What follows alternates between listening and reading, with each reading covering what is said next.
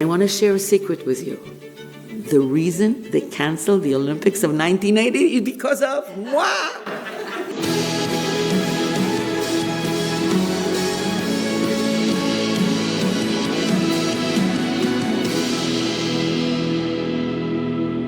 So I was born in Bulgaria and I was raised in Israel, and I left the land of milk and honey to come to the land of gold and money and seek my fortune.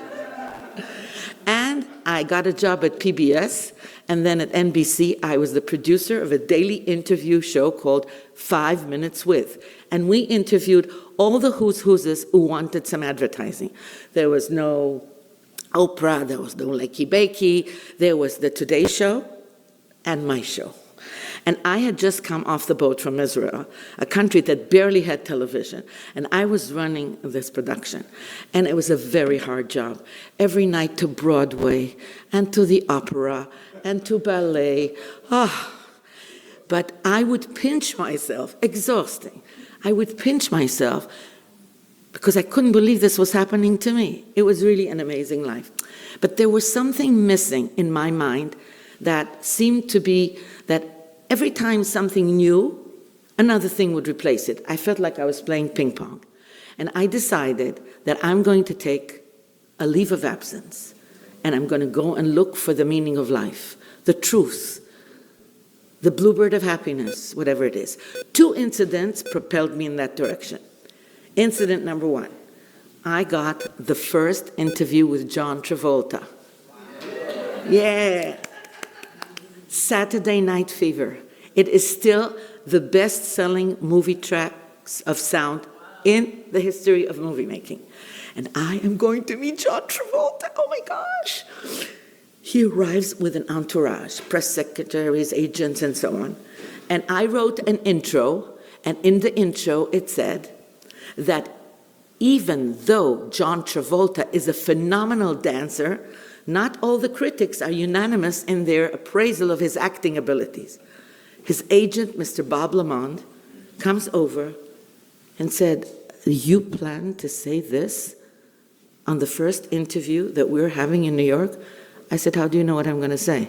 He says, "Well, I read your notes." I said, "Well, you shouldn't have." He says, "I know I should not have read your notes, but I did, and I'm sorry. And unless you change the introduction to Mr. John Travolta, we're leaving." I said, "The door is open." And they started to leave. And as they are leaving, I look at John Travolta. I said to him, "Don't you have something to say on the subject?" And he goes like this. And my whole bubble was burst, because here are these mega stars that we look up to in the big screen, and what do they think about love, and what do they think about marriage? My grandmother knows more than they do, but I didn't realize it. That was incident number 1. Incident number 2, 1975. The United Nations votes that Zionism and racism are equal. You remember that? I get a call from somebody that I didn't recognize. His name is Dory Sherry, one of the great producers in Hollywood, 7 Brides for 7 Brothers, Golda, the whole thing. And he said, "Miss Producer, I want you to know that you must have somebody who's going to refute the fact that Zionism and racism are equal." I said, "You know what? Of course. I definitely will." But who was I at the time? So I was an Israeli American. I had dual citizenship. I was a feminist, a journalist, an ethicist, a humanist, a liberal, and a little Jewish. What's there to being Jewish? A few latkes on Hanukkah, a good Gregor on Purim, some pita with the matzah on Pesach, because who could survive 8 days without bread? And, of course, I don't fast on Yom Kippur, because that's for the religious people. I'm Israeli. Anyway, so what do I decide to do? This brilliant Israeli girl, I'm going to call the PLO and invite them to share the podium, because I want a liberal, even-handed interview. My name at the time was Molly Sidi. I'm Sephardic. We speak Ladino at home. And so the name Sidi means Lord or Master in Arabic. So it must be my ancestors were given some titles at the Moorish kingdoms. So Molly Sidi calling Mr. PLO. I would like to invite you to come to the studio to be interviewed on the fact that Zionism is racism. Molly Sidi, kif halak, salamu alaikum, alhabada. I'm sorry, sir, I do not speak Arabic. Molly Sidi, where are you from, ya Molly Sidi? I am from Tel Aviv, Israel, I replied. After the deathly silence on the phone, he says, you are from Tel Aviv, Israel, and you want me to come and to say that Zionism is racism? Because he knew I was cuckoo, but I didn't. So this is the girl that you have in front of you. And this girl decides that she's going to take a leave of absence and she's going to go and look for the meaning of life. So I go from Panama to Peru, Machu Picchu, the land of the Incas, llamas, and I arrive in Rio de Janeiro, Brazil. And it's just after Mardi Gras, and the samba is still in the air, and I have to, it's a long story, I have to prove that I'm Jewish and I'm looking for a rabbi. So, what kind of rabbi am I going to find? The perfect person, a guy who had his own plane, his own island, and was dating the illegitimate daughter of the Cardinal of Rio. His rabbi I could handle was be Rabbi Light, right? So I call the rabbi, don't check him out. He says, you can come to us for dinner on Friday. I said, that's nice, okay. I go, I buy flowers, and it's Friday. I knock on the door opens, and it's Rabbi Mintz. Okay, not Rabbi Mintz, but somebody who looks like him. The beard, the hat, the kapota. I said, oh my God, it's the black ones. Shabbat Shalom. Shabbat Shalom. How are you? The woman comes, she's wearing this thing on her head. Hidlak nerot. You lit candles? Now you gotta understand, for me this is Fiddler on the Roof. But really voodoo. I don't gesticulate and I don't mumble. I am a sophisticated Manhattanite. So, but I was raised well. In Rome you do as the Romans do. So I said, if it doesn't burn the hands, I'll light. Pick the candles. I know my bracha because I was raised in Israel. I do my little jig-a-ma-jig. And suddenly in walks this elegant-looking creature. And she's wearing the Gucci and the Pucci and the Bali and the Mali.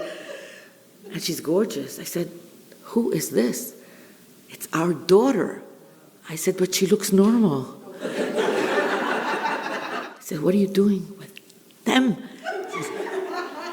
I'm getting married to a chassid of the Lubavitcher Rebbe. Do you want to see a picture of him? I said, of course. She brings a picture. I look at it. I said, how can you tell them apart? They all look the same. I said, I'm going to help you run away. You're going to be cooking chicken soup for the rest of your life. You're going to be pregnant every year. This is the 20th century. It happened in the 20th century. Let's get out of here before it's too late.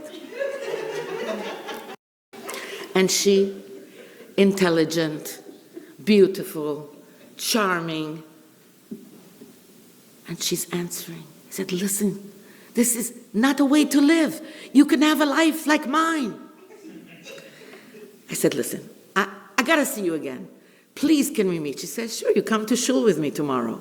I said, to what? She said, synagogue, you know? I said, for me, synagogue, church, ashram, mosque, all the same thing. I'm coming. Next day, Shabbat, I take my car from the Copacabana Palace Hotel where I'm staying in Rio de Janeiro, and I drive myself off to shul. And this is what I see.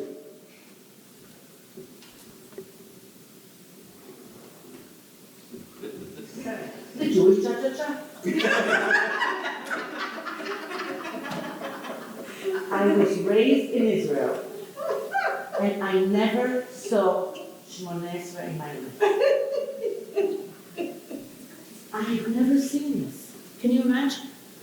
And I was watching this girl and the way she's praying with such fervor and intensity, and I'm just falling in love with this girl. And we talk, and I gotta see you again. She said, sure, we'll go out tomorrow. She arrives in my hotel with a car. I said, they let you drive? They're not afraid you're gonna run away? How retarded can you be? She takes me to the botanical garden in Rio. It is considered one of the 7 wonders of the world. And it is the most beautiful place. Ended up being my Garden of Eden. And there I start attacking her. What do you mean chosen people? And what of the rest of the world? They're chopped liver. And suddenly, eureka. I remember, all my life, I was crazy about the American Constitution. I'm a political science graduate of the Hebrew University of Jerusalem. And I used to walk with a Bill of Rights in one pocket and the Constitution in the other. And I came to America during Watergate, at the time when any other country would have collapsed, but not America with its Constitution. And I used to be enamored of it. And it never dawned on me that there could be something else.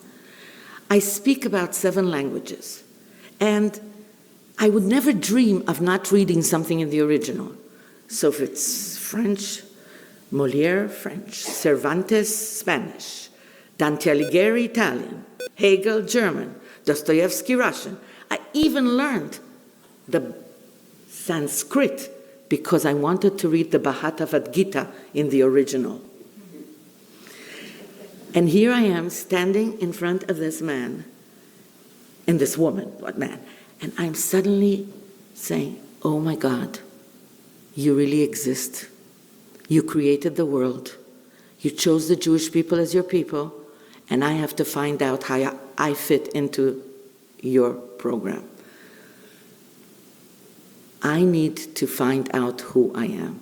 And it was a moment where everything that I had been looking for, I found. And I decided that I'm giving God a present. I'm giving him the 5 things that I like most: shrimp, pork, lobster, champagne, and caviar. Why champagne?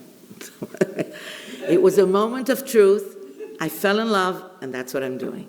And I'm going to light candles, because it was through the candles that my eyes were opened. So now, what do I have to do? I found what I'm looking for. I'm going back to NBC New York.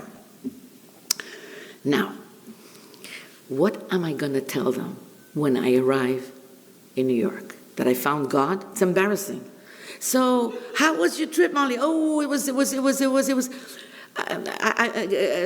crystals, the New Age, the Ibergegeben, the Gestalt. Any words, just not the real thing. Suddenly, out of the blue, walks in Mr. Don Dunkel, Vice President, NBC News. Molly, welcome back. How was your trip? Oh, there was my trip. It was wonderful, Mr. Dunkel. Thank you. I said, wonderful. I'll tell you what's wonderful. We got the contract to cover the Olympics, 1980 in Moscow.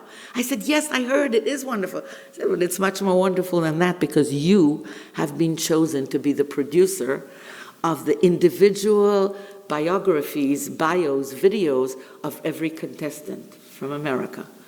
And I'm standing there, and I can't open my mouth. He said, Molly, did you hear what I said? Oh, you have no experience in Olympics. We're sending you to Lake Placid, Winter Olympics. You'll be fine. You'll be an expert. Molly, what's the problem? It's a lot of money. What was the problem? 3 weeks before that, I had gone to Cannes to cover the festival, Cannes Festival, and I light my candles, and I do my jig-a-ma-jig. And the next day, Shabbat, I take my car, and I drive, and I have the most horrendous car accident. The car is on a cliff over the Mediterranean, few hundred feet below. I come out with a few cracked ribs, and I said, okay, God, relax. Next Shabbat, I'm with you. Okay, leave me alone. And now I'm standing in front of this man who is offering me the world on a platter, and I can't open my mouth. Molly, what is the problem? I said, Mr. Dunkel, I'm sorry to tell you, but I cannot accept your job offer because I observe the Sabbath. He looks at me like I've lost my mind. Molly Sidi, somebody as intelligent as you is going in for institutionalized religion? I said, I'm sorry, Mr. Dunkel. I made a commitment, and I'm not about to renege. Hey, baby, it's your life. And that's how I left the room. I felt that either I was the biggest shmata, you have shmatas at home? In the world, or I had just gone through my own binding of Isaac, my great test. Where did I get the strength to say no to such a job offer? It was this young girl. She fortified me. She gave me books to read. I was catching up on everything that I had missed, everything that I didn't know. And I was just enamored of everything. And I read something that left an indelible impression on my mind. And I'm going to say it in Hebrew, and then I'll translate. Sof davar hakol nishma, et ha'elokim yira, et mitzvotav shemor, ki ze kol ha'adam. This was said by none other than the wisest, the richest, the most famous king that we ever had, the one who built our holy temple, King Solomon, who could communicate with animals and plants, to whom the potentates, the kings of the world, came with their riddles. And he sums up his life by saying, Sof davar, when all is done, hakol nishma, and you've heard everything, et ha'elokim yira, God you should fear, et mitzvotav shemor, his commandments you should keep, because that is the sum of man. Ki ze kol ha'adam. And it left an impression on me and said, if Solomon did it, I'm going to do it too. I don't know if you know what happened to the Olympics of 1980. In 1980, the USSR, the evil empire, attacked Afghanistan. In response, the United States boycotted the Olympics of 1980. Mr. Carter did not allow one single American foot to step in Moscow. We as Jews are taught to lead our lives in a dichotomous manner. On the one hand, we are nothing but ashes and dust, humility. But on the other hand, Bishvili nivra ha'olam, Hashem created the world for every one of us individually. It was made for us personally. And I want to share a secret with you. The reason they canceled the Olympics of 1980 is because of what? Who doesn't believe?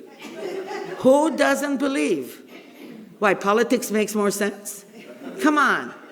I gave up Shabbat. I didn't work on Shabbat. Hashem rewarded me. Is there anything that's bigger than keeping Shabbat? And I did it. Can you imagine? All my life, I hated being Jewish. Not religious. I hated being Jewish. And I just can't tell you what it was to be suddenly admitted into our family in a way that we are.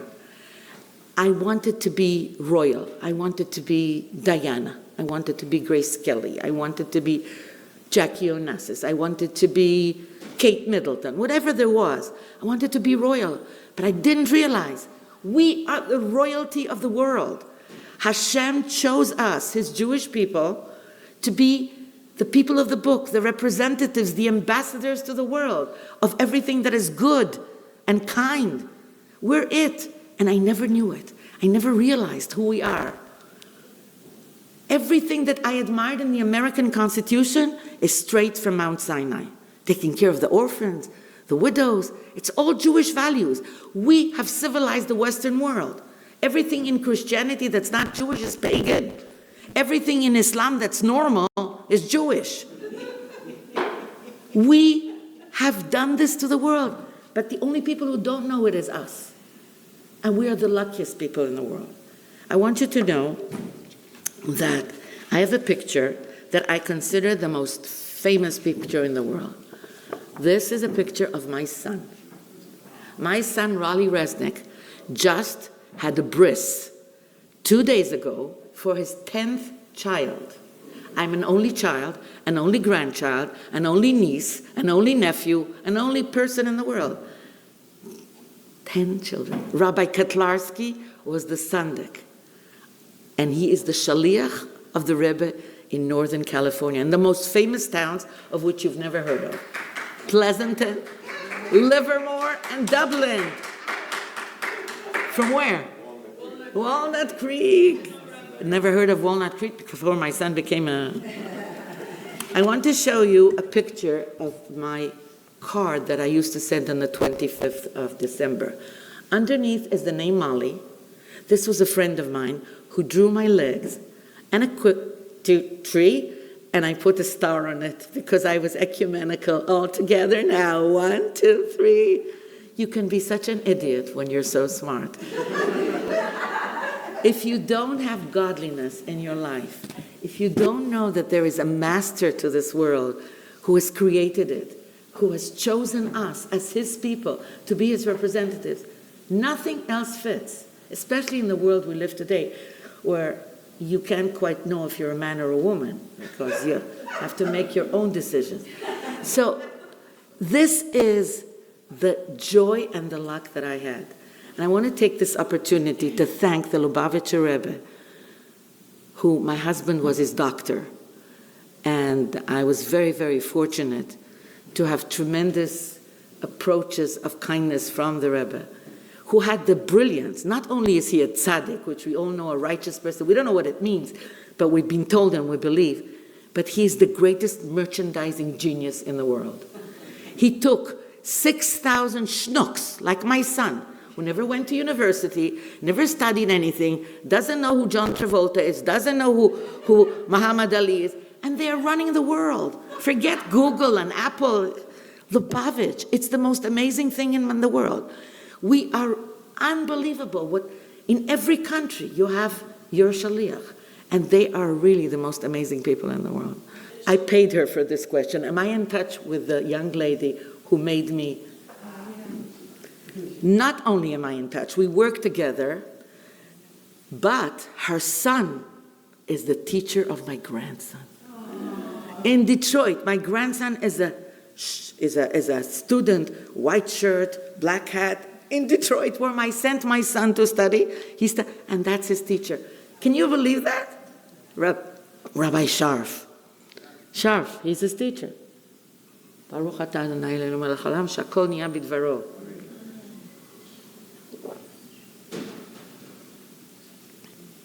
Anyway, so when I came back, I went to her wedding. Remember she was getting married? Hanale is her name. The first religious wedding I went to. The women dancing with the women, the men dancing with the men. I thought I was going to throw up.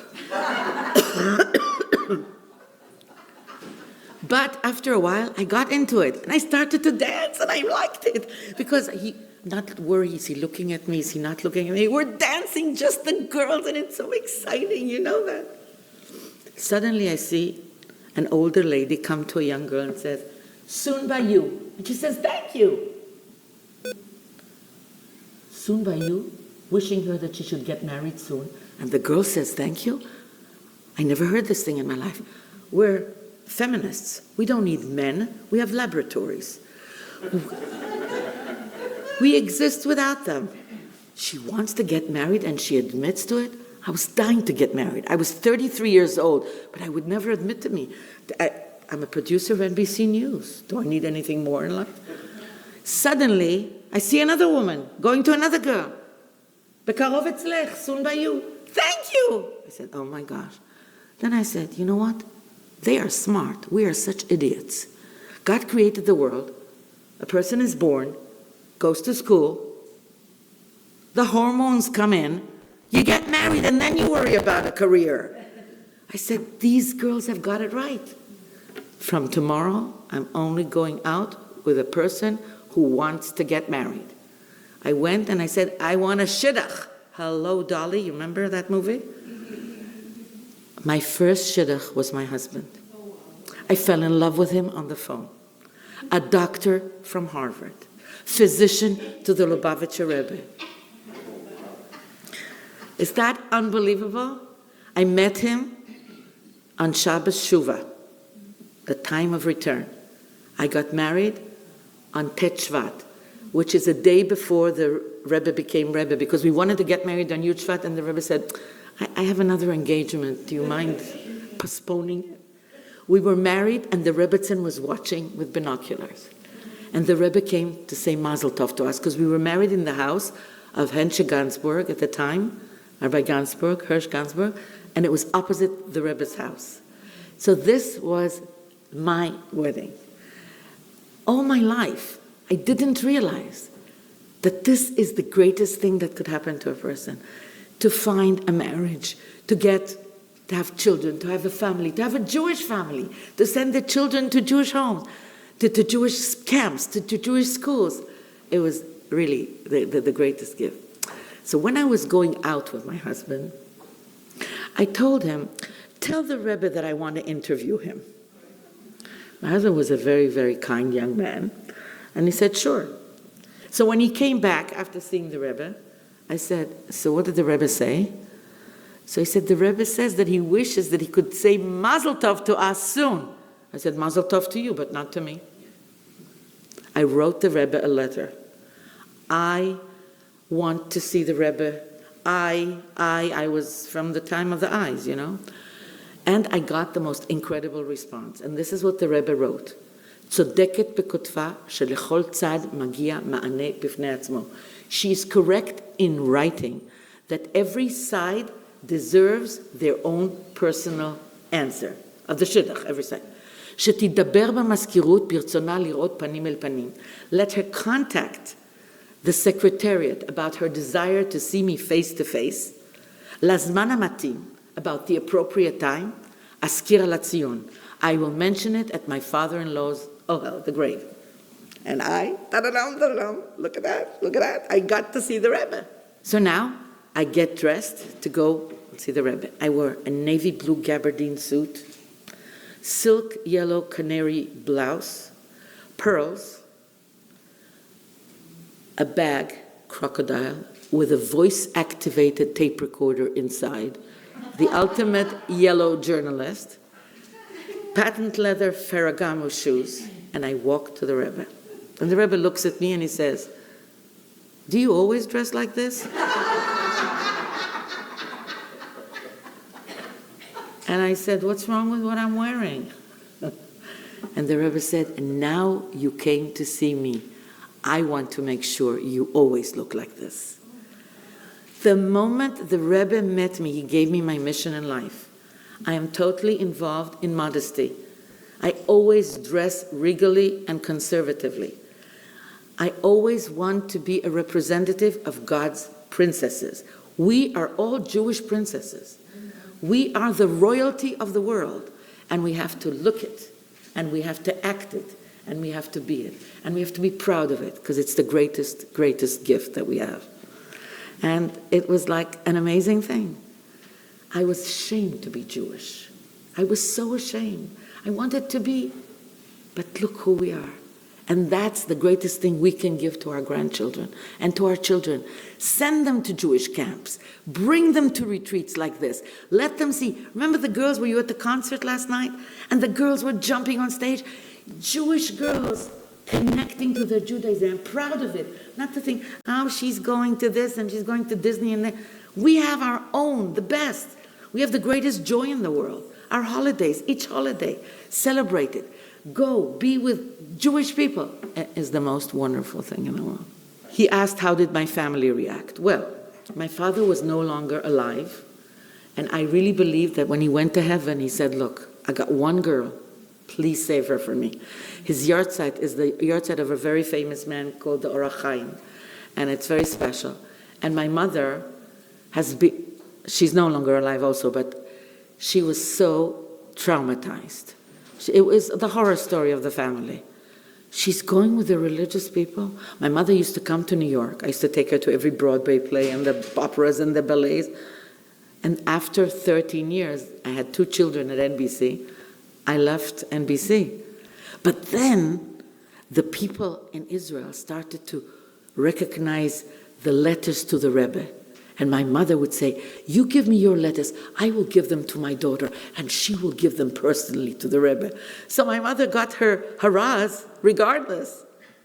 It was so special. No, there are still people in my family who are waiting for me to come back to my senses. And some of them are really, really left-wingers. Really, really. So the hardest thing is how to deal with the people that you love when you change. Because when you change, they either have to think that what you did is great, and then they see a beautiful cake, they taste it, they want more. Or they have to dismiss it and say, she's gone crazy. So the response was, she went crazy. But then I had 3 children, thank God, and they were quite remarkable in the way they behaved, in the way they went to school, and people had to say, well, she's an exception, so... But it was the hardest thing, and the greatest thing is to have the patience to be as nice as you can, but not to compromise. Who you are and what you are is holy. And they have to fit in, but without making them feel like they're less than you, because they're not. You had the great opportunity of finding who you are and learning about it and becoming who you are, but they didn't. All right, so it's so interesting. The Rebbetzin was a real queen. And I must say that I was not very comfortable with her. I had met her, and I'm very, and so I avoided her, which is like, duh, but about 3 months before she died, my brain got a click, and I called her up and I said, I'd like to come visit you. And I went with my 2 sons, and she treated us absolutely royally, and served us and asked about the children and everything. And then she said to me something that I think is quite remarkable. She said, my husband will never be able to thank your husband for everything he has done for him. My husband, your husband, what are we, friends? She made me feel so welcome and it was really special. The next day, it was part of Sukkot where the Rebbe gives out cake. And I passed by the Rebbe, and the Rebbe said, thank you so much for giving so much joy to the Rebbetzin. She was so pleased with your visit. So here's the king thanking you and the queen. So it was very special. I stayed at NBC. I was 5 years before I met my Chabad encounter, and 8 years afterwards. So I had my 2 kids at NBC, and after a while, I realized that I couldn't really raise a Jewish family and work. I didn't work on Fridays and Saturdays, so I had to work on Sundays. So on Sundays, my children were now coming home from school, and I wasn't there. So I said, I am going to give it up. And the Rebbe didn't want me to give it up.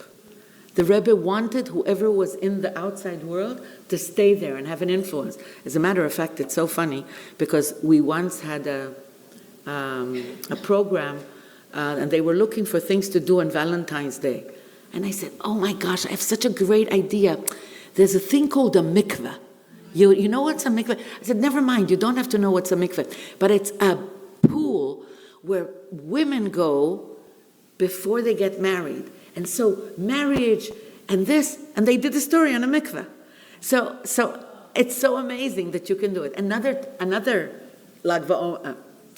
Valentine's Day, I said, you can have a shadchan. You know what's a shadchan? It's a matchmaker. We had the shadchanim from Morristown, the Lubovics, come in. I set up 10 phones, and people were calling in for shidduchim. I have 3 marriages from that. You can use your position to do anything. It's so amazing. But you have to be focused on what it is that you want to do. It's really so amazing that I had this opportunity. I don't know. It's so special. Every time that I stand in front of an audience or I go to a Chabad Shaliach, I said, God, I am so lucky, the luckiest person in the world. And all of us here, because there are so many people who don't know what they're missing by not being in a place where we're having the best food in the world, the best entertainment, and we're constantly imbuing what is the essence of life. So I'm so lucky that I was brought to the world and that I'm here and I'm able to share my life story and every experience that I've had to be with you. Anyway, I really thank you very much for coming.